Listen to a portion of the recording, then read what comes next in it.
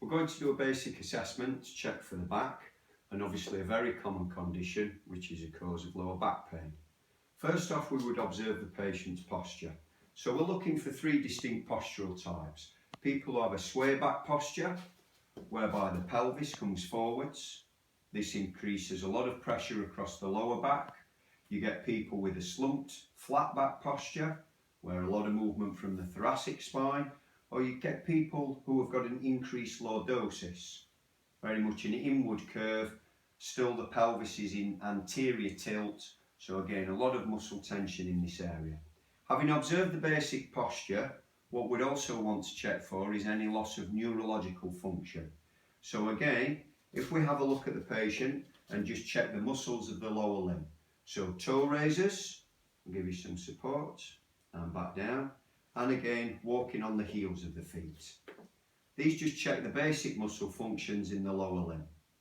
Over from that position to check the quadriceps, we could ask the patient again just to take some support from a chair back or from a bed and just to slowly lower themselves into a degree of flexion and back up. This just ensures that they've got muscle function within the quadriceps and the lower limb. For a range of movements of the spine, what we'd observe is where the movement actually comes from. We're after a movement from the hip joints with good lengthening of the hamstrings. But if we demonstrate first off how a lot of people can move, which is to release from the back. This increased stretch through the spine often engages these muscles and they become overworked. So making sure that you are looking for a release from the hips so the lengthening actually comes from the hamstrings. And ask the patient to stand back up. Additional movements can be side flexion and rotation.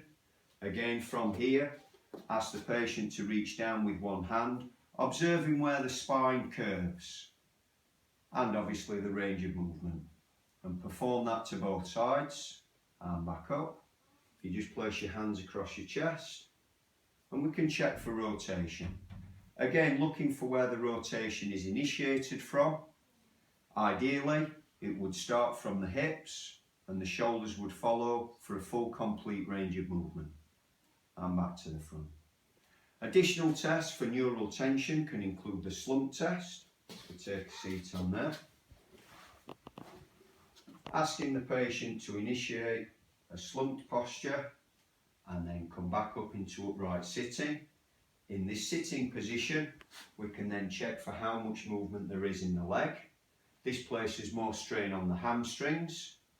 Take it down and then reverse into the slumped position, keeping the head relatively flexed and taking the leg forwards. In the slump position, because the increased distance for the sciatic nerve and neural structures, this will often produce an experience of pain.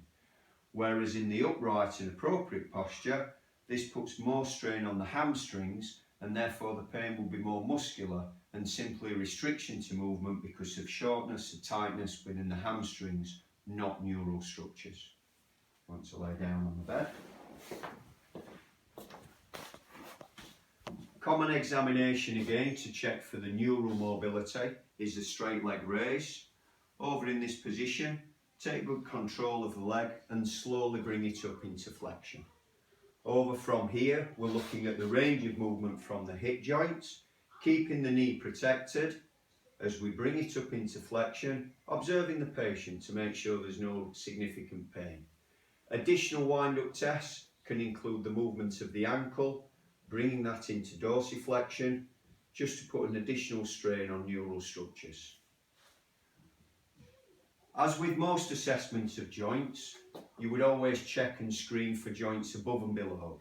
So doing a basic hip joint assessment, checking for the range of movements, into flexion and also into rotation. These are basic tests just to make sure that there's no significant osteoarthritis of the hip joint and that the problem we're dealing with is predominantly located within the lower back.